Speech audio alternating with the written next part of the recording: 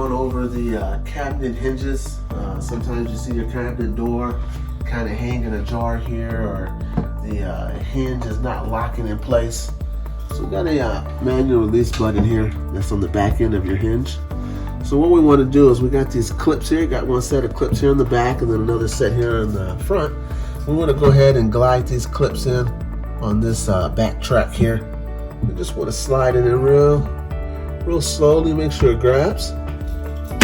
And then once you feel it kind of snap in place there, you'll be all good to go. And then just give it a little light tug and swing the door open and close just to make sure that you got it to catch correctly. Door's lining up, and I think we're all good here. So that's how to correctly repair your hinge for the cabinet. Thank you.